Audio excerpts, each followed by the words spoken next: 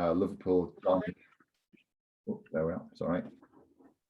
And both from Liverpool John Moores University. And I'll do a very brief introduction of each of our speakers today. So Ian's a senior cardiac nurse with an academic record of over 30 years of clinical experience.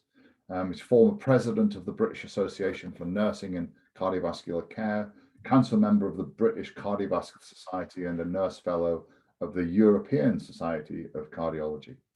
He was appointed to Liverpool John Moores University in 2016 as a professor of cardiovascular nursing and was instrumental in the development of the Liverpool Centre for Cardiovascular Science. This is a multidisciplinary, oops, sorry, I've lost my screen. Let me just deal with that. Yeah, sorry, my apologies. It's a multidisciplinary, multi-stakeholder research organization that's focused on the pursuit of high quality cardiovascular related research. He's engaged in numerous external organizations, including the British Association for Nursing and Cardiovascular Care, the Association for Cardiovascular Nurses and Allied Health Professionals of the European Society of Cardiology, and the Council of Deans for Health Research Group. Ian's published widely in the field and completed a PhD focusing on the clinical outcomes of cardiac patients. He successfully managed a large number of funded research projects that focused on the needs of cardiac patients and their carers, their end-of-life needs of heart failure patients, and the user's view of cardiac nurses. Thanks very much, Ian, for joining us today. In addition to that, Gabriella is a reader in statistics for healthcare department of applied mathematics at Liverpool John Moores University. Her research focuses in advanced statistics for decision support, and in particular, with applications to personalized medicine, public health, ophthalmology, neuroscience, cancer epidemiology, and medical imaging. We're delighted that Ian and Gabriella have made the time to join us today. And with that, I will hand over to them. Ian and Gabriella. Thanks, Elliot. I'll be doing the presentation just because of the time. We thought it'd be easier for one person to do the presentation, but Gabriella will be available for all the questions at the end when it gets difficult. So I'll just introduce the study to you. It's a bit of a whistle stop tour. So as Elliot said, we're part of the Liverpool Centre for Cardiovascular Science, and the people listed there have been instrumental in the development of this project. So it's the supermarket/hypermarket opportunistic screening for AF, and abbreviated to SHOPS AF. There's a few bits of information there around people's previous declaration of interest, and the study was funded by a research grant from Bristol Myers Squibb. So while stroke mortality rates have reduced over time, the condition remains one of the major global causes of mortality and disability. And in the UK, stroke is the third most common cause of years of life lost and of disability. It's estimated to cost around £8.6 billion per annum. It's responsible for a quarter of ischemic strokes, which are likely to be more severe and fatal compared to other types of stroke. Registry-based data has noted the prevalence of AF is increasing, and whilst it's recognised that the risk of stroke in patients with AF is not homogeneous, all patients with AF should be risk assessed using the CHA2DS2-VASc score. Anticoagulant therapy using either vitamin K antagonists or non-vitamin K antagonists, such as the NOACs, markedly reduces the risk of stroke and mortality in AF patients. So we know we have, if we can identify people, then we know we have a treatment that will reduce that risk. The detection of diagnosis of AF requires ECG rhythm documentation lasting 30 seconds, showing a typical pattern of irregular RR intervals with an absence of discernible P waves. So we know how to identify it, we know how to treat it, but how can we identify those people with it? A pulse check is considered an easy, low-cost means of ruling out or raising suspicion of AF as an approach to AF screening. I've got my own views on that. I'm not convinced it's particularly, it certainly can be used, and with people who've got experience and expertise in checking pulses and identifying AF, yes, it can be effective. But as I'll explain during the course of the presentation, it's not just as simple as just checking a pulse. Silent or undetected AF is not uncommon, and opportunistic screening is considered to be cost-effective in some populations. However, it may be seen as an inconvenience to those not currently experiencing symptoms, and may even be irrelevant to some people who do not engage with health professionals until a crisis occurs. Some of the work that Greg Lipp is leading around the stroke studies that we're doing at the moment is we're often identifying people for the first time in AF when they've had a stroke. And so that some of that work is around how do we observe for AF after they've had a stroke, because they have a risk of flipping back into it at some point. So the last thing we want is for people to be, the first time we know about them being in AF is when they're in the A&E department with full-blown stroke. So what did we do? We embedded a MyDiagnostics single lead ECG sensor into the handles of supermarket trolleys. And the reason for this is that the whole belief that if the patients can't come to us or won't come to us, then we need to take the healthcare to them. And we can do that using ECG sensors. So we embedded that in a supermarket trolley. And while they were actually pushing the trolley around the store, we were able to check their ECG rhythm. And it stores it on a stick. So that's what it looks like. There's an example of that. So you can see in the middle of the picture there, you can see the sensor, and that's been embedded within the supermarket trolley handle. And as that person grips the trolley handle, it is taking a single lead ECG. And we're able to, as I said, download that onto the stick and forward. If it's believed to be AF, it will trigger red, and then we can intervene. If it triggers green, which is normal, then the person hands the ECG back in, hands the trolley back in rather, and they go on their merry way, and everything's fine. So the sensor that we used, a MyDiagnostics sensor, it was considered to be sensitive and specific. The previous tests that have been done there showed good sensitivity and specificity levels. So we designed this cross-sectional observational study with a convenience sample of members of the public who were visiting 4 large Sainsbury's stores in Liverpool. So in effect, what we did was we had research teams in Sainsbury's stores. As the people attended to do their normal shopping, we asked them whether they would be happy to push a trolley round that had got the sensor in the trolley handle. And we did that over a period of 3 months. We chose people who were older than 18. We could have actually chosen people who were older, which would have increased the prevalence. But this was about checking almost looking at it as an acceptability, feasibility, and a proof of concept study. So we wanted as many people as possible to engage. So over 18, able to grip a shopping trolley handle and able to consent. We excluded anybody that had a physical tremor. We didn't exclude people if they were known to have AF, as we thought that was important to identify whether the sensor actually picked that up or not. So our sample size was based on the fact that we believed, based on some statista information, that large supermarkets, such as the ones that we chose, the footfall for those stores around about 25,000 people per week. So we anticipated around about 100,000 people would engage in the shopping centres at that time. We wanted to recruit around about 2% of that population, so we were hoping for around about 2,000 participants. The prevalence in the area from which participants were recruited, which was 3 sites within Liverpool and 1 on the Wirral, we estimated that to be around about 2.1%. So on the whole, we expected to recruit, we would identify around about 42 people with the positive results from the 2,000, including some of those who were known to have AF. So this is what the study looked like. So we assessed for eligibility, and there was implied consent. If they were happy to push the trolley around, then they provided us with verbal consent to do that. The participants then, if they triggered, so if we move down to the right-hand side, as you look at that, if they triggered, the sensor triggered, they had an irregular heart rate, then the pulse and a repeat static sensor was checked by a pharmacist. On the left-hand side, as you look at that, if there was no sensor abnormality, if it didn't trigger red, the pulse was checked by a research assistant, and that data was collected. If you move to the middle, and unfortunately I've got a pointer, there you go. So if there was an irregular pulse noted or an abnormal sensor reading at any point, then they went down the follow-up route. If there was no irregular pulse or the sensor reading was normal, then there was no further follow-up. So if they went down the sensor route, then sensor recording was reviewed by a consultant cardiologist. So that was reviewed by Professor Greg Lipp. And if the ECG tracing was normal or not interpretable, then there was no further follow-up.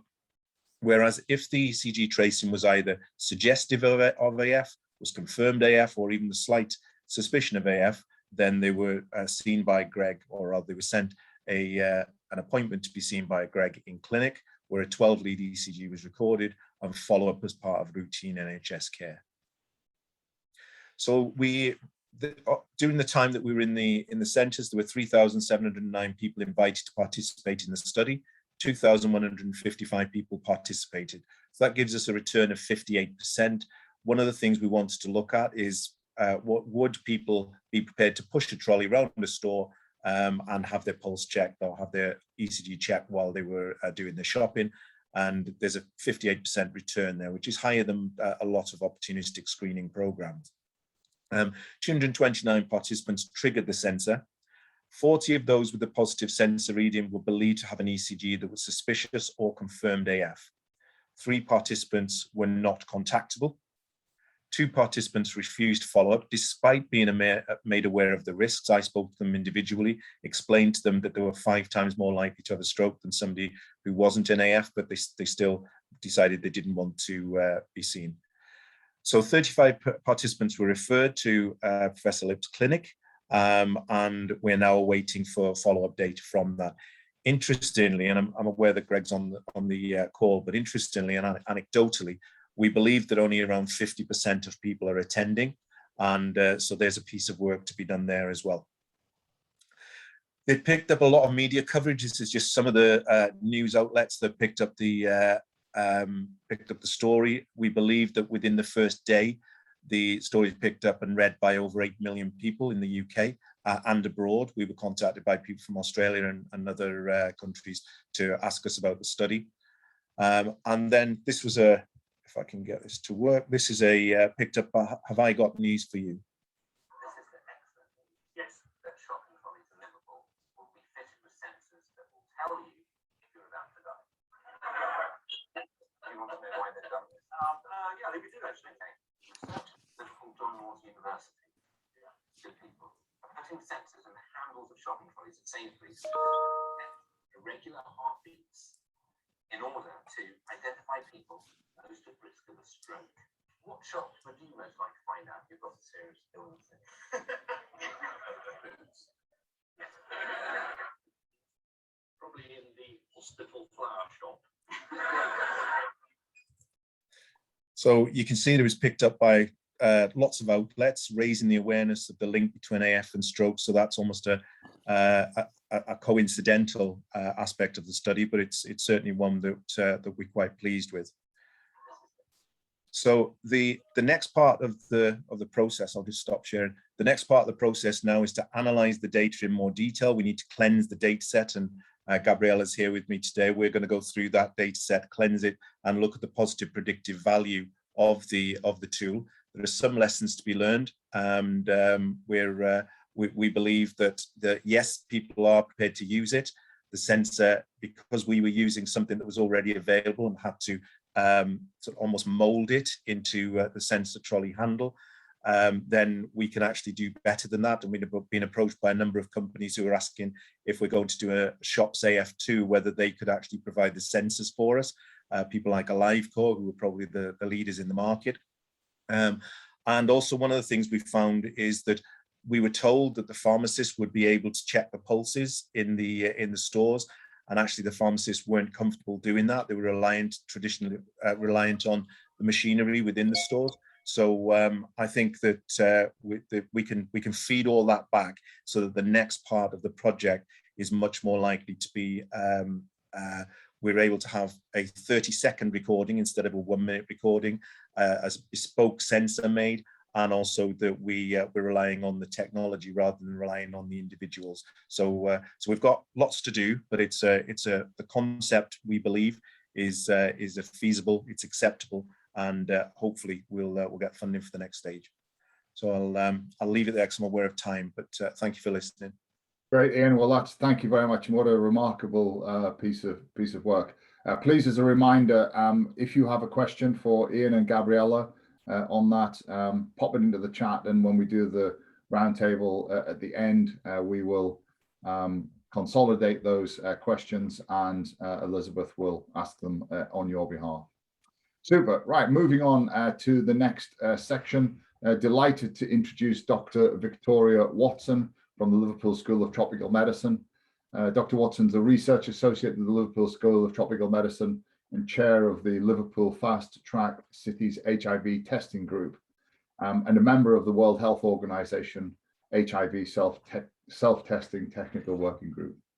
After working on UNITAID-funded HIV self-testing in Africa initiative, which to date distributed over 4.5 million tests, Victoria wanted to bring HIV self-testing to Liverpool and was awarded an LSTM Directors Catalyst Award to fund the community HIV self-testing pilot. So, Victoria, the floor is yours. Thank you. Share my screen.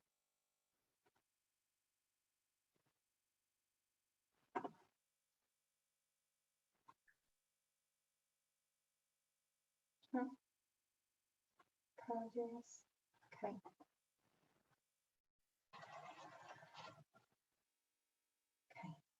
So thanks very much for allowing me to speak today. I want to start by giving a really brief overview of Fast Track Cities and the backgrounds of HIV within the Northwest, specifically within Liverpool, as this is where the pilot was developed.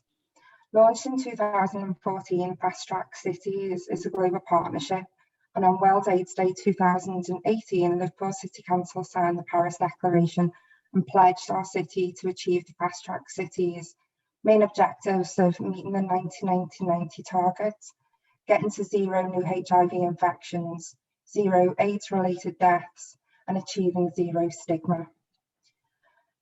The UN-AIDS targets are that 90% of people living with HIV know their status, and 90% of those people who know their status are on treatment, and 90% of those on treatment are virally suppressed.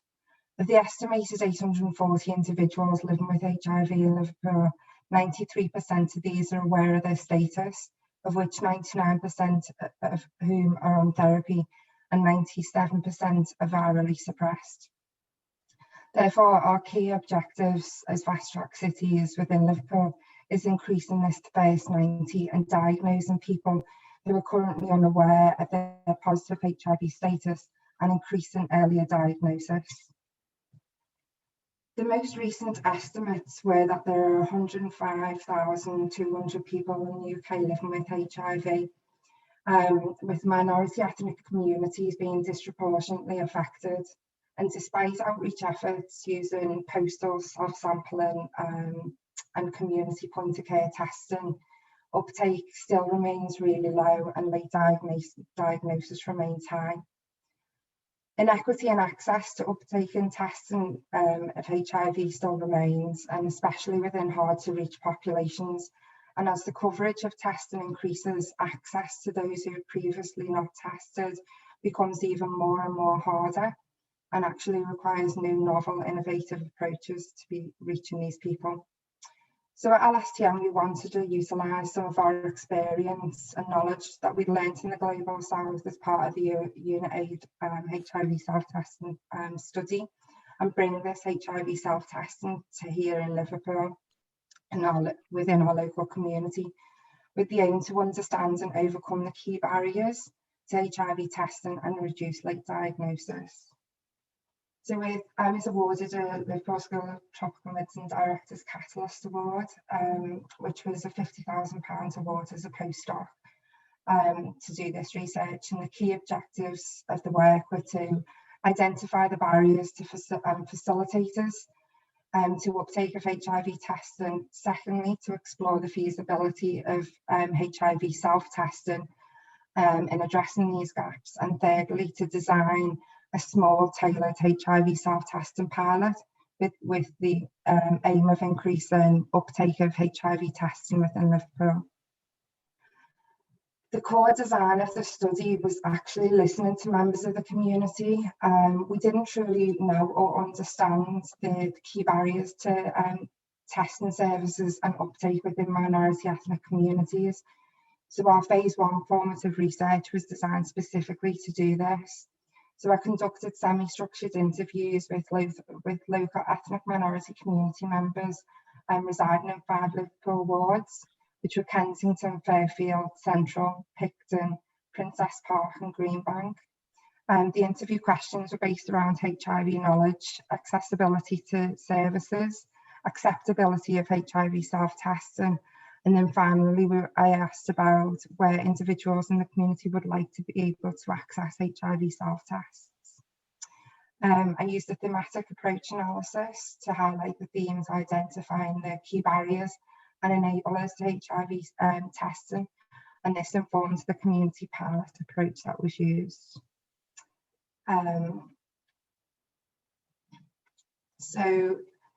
Some of the key barriers included lack of knowledge surrounding testing and treatment, and concerns surrounding, there was a lot of concerns around confidentiality. One individual said here, I don't want to walk into a GWAM clinic, I don't want to be seen, I'm known in my community. So as I've said in the interviews, we asked about how individuals in the community thought that they'd like the test to be available to them, and the ideas from the tailored community distribution model were great.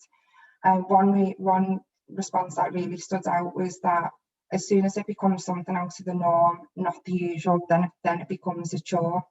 So when asked to elaborate on this, the individual had stated that they'd wanted to go for testing for quite a while, but it kept putting it off. Therefore, making tests really easily accessible where people frequented would have the highest uptake rate. And things were going really well until COVID. So the project was obviously put on hold for a little while, but there were things that we learned from COVID and the opportunities which it presented us with. You know, at this point, everybody knew what a rapid diagnostic test was, where previously they hadn't.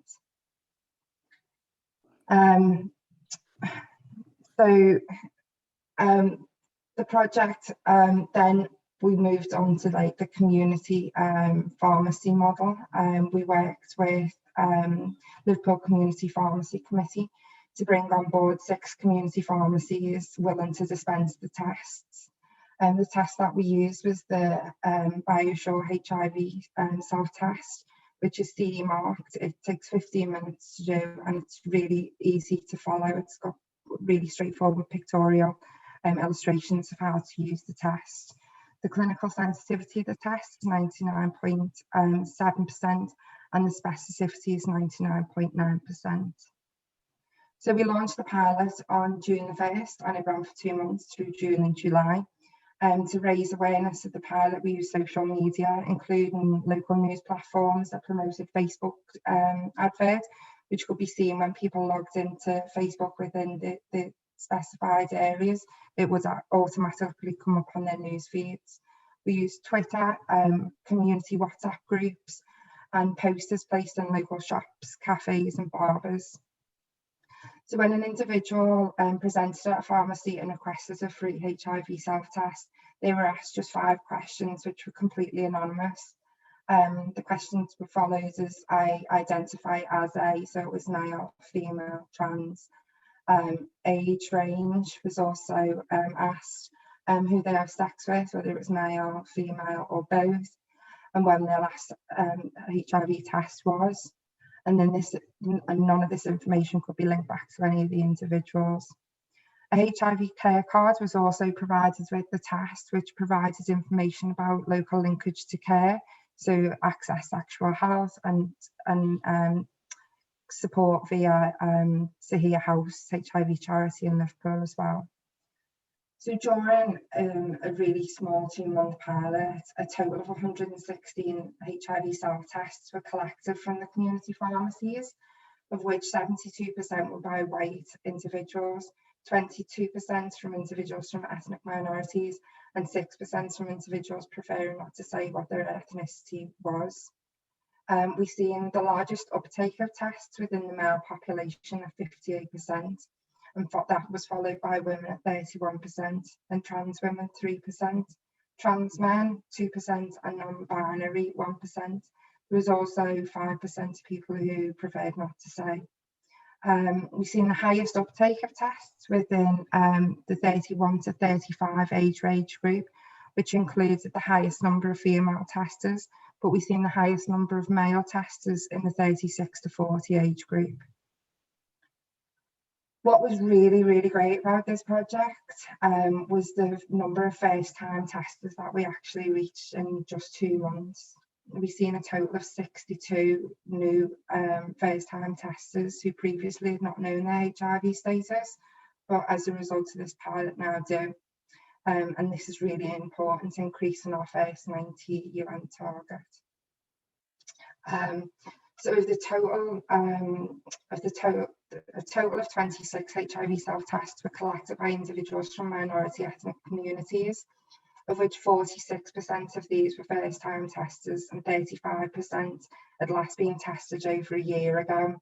So this suggests that HIV self-testing is an innovative way to reach underserved minority populations and increase access and uptake to HIV testing.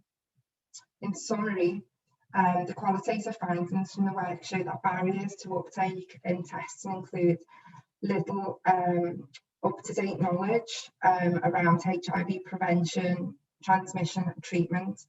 Confidentiality was also a barrier, which was linked then to stigma. And also we've seen that there was barriers due to language, as English not being a first language. These can all be addressed though through public health wellbeing campaigns, community outreach and engagement, and local community HIV champions. And in educating individuals about HIV, more people would likely seek out testing, knowing that there is successful treatment available. The provision of the free HIV self-test kits available in the pharmacies and the place where community members had told us that that's where they wanted them to be seen, shows us that there was an increase in HIV testing within the community, and most importantly, successfully reached 62 individuals who had never tested before. So this 2-month small project pilot shows that HIV self-testing was an innovative way. It was accepted. It was an innovative way, an accepted way to increase testing uptake in underserved minority communities, and a way to reduce the health inequalities currently experienced. Thank you. Brilliant. Thank you very much, Victoria. That another amazing piece of innovation brought into community health. That's 2 of those, and actually links us really very well to our third and final presentation today, which is taking a system approach to innovation. It was scheduled to be presented by Haku Bhatt, who's a joint appointment between Liverpool Health Partners and the Innovation Agency. Unfortunately, there has been a bereavement close to Haku, so he's unable to join us today. But I'm pleased to say that Rachel Joins, who many of you will know, and is Haku's director, will be presenting his slides instead. Some of you may not know Rachel, so just briefly as a background, Rachel is LHP's Director of Research, Infrastructure and Education, having joined us in 2019 from Medical Royal College. She saw the first joint appointment between the Innovation Agency and Liverpool Health Partners, and we've been delighted to welcome Haku, for whom the key priority was to nurture a culture of innovation, promote and support entrepreneurship, and achieve a system-wide approach for innovation and patient benefit. So with that, Rachel, I'm hoping you're there. I'm sure you'll be in the long list of folks on the call. There you are, hurrah, and I'll hand over to you. Sure, thank you. And thank you to Elizabeth, because you're doing the slides for me. So firstly, Haku's very sorry he can't be here, obviously can't be helped. But in terms of today, if there's anything I say that is of interest and you want to follow up, please do drop Haku an email. You can see his email address and contact number there on the first slide. Next slide, please, Elizabeth. Thank you. So today we're going to very briefly cover a little bit about our new and emerging innovation programme. We're going to talk a bit about LHP strategy and why we want to work collaboratively with lots of different partners around innovation, cover a little bit about the AHSN network and why as LHP we see it's vital to be working with them on this Cheshire and Merseyside footprint. We'll showcase a bit around the Liverpool Innovation Systems model that we're developing as we go, and talk a little bit about the initial aims and outcomes of our innovation programme as it develops. Next slide, please, Elizabeth. So everyone here, I'm sure, will be familiar with LHP strategy. This is just a slightly different way of looking at it. And when it comes to innovation, our driving efforts are really no different than they are when it comes to research and when it comes to education. It's all about creating focus around patient need. It's about developing a structured approach to a pipeline for innovation to really support the region to build capacity. So that's making Cheshire and Merseyside a more attractive place for people to come and do research and innovation, for them to come and study, and to make sure that the innovators that we have within our footprint, both within our members and the wider communities, are fully supported to grow and develop. Next slide, please, Elizabeth. Thank you. So Haku comes from an industry background, and one of the things that we talk about a lot is the value of working collaboratively, and it's fantastic because he brings such a different experience than I do and a lot of the teams here at LHP.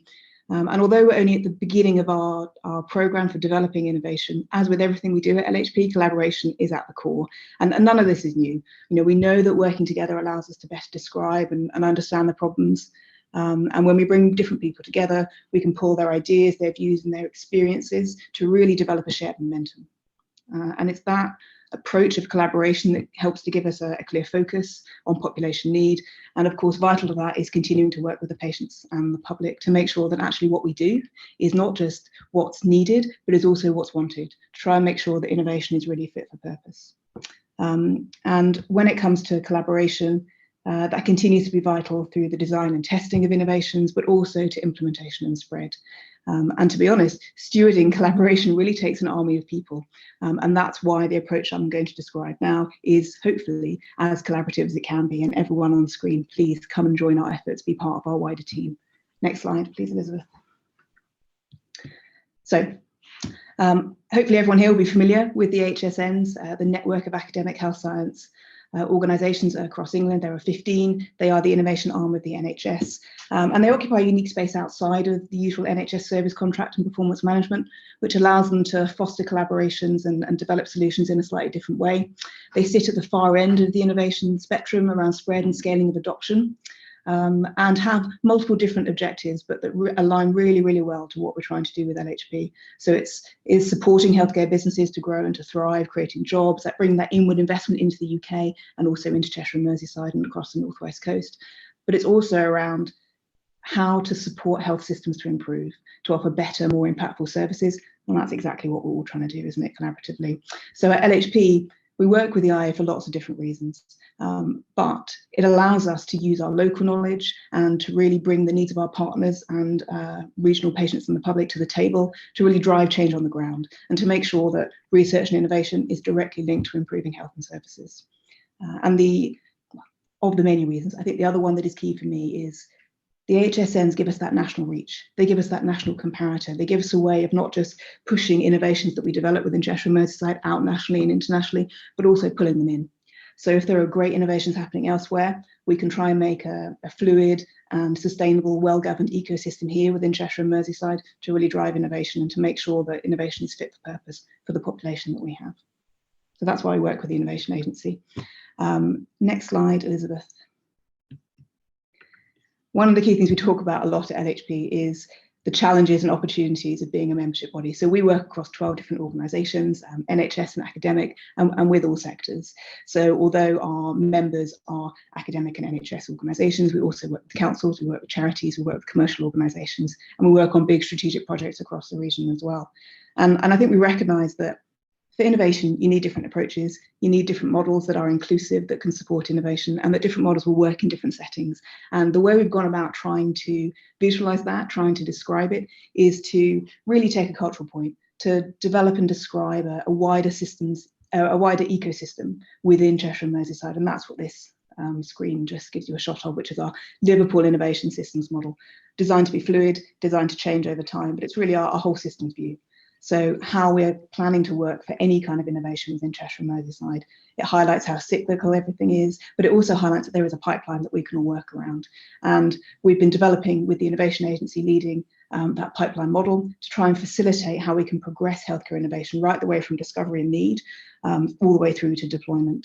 And there's lots of governance that sits behind this. Please be assured it's all rigorous. But for us at LHP, we've got so many problems that we've identified, and there are potential solutions already in place through research. So now it's about that spread and that scale, and bringing LHP into that convening role to try and bring the right people around the table to broker innovation and to broker solutions.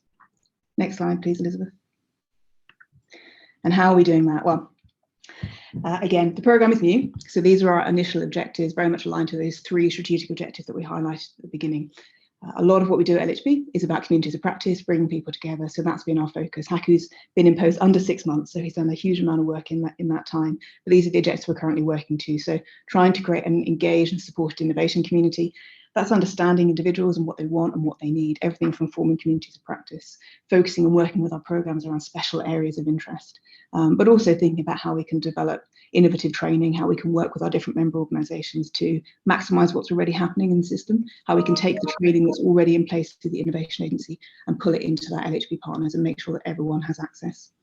And secondly, driving health innovation. We're trialling approaches in this current year, working with the Civic Data Co-op, but also within our programmes to develop some innovation labs, brokering solutions to shared problems.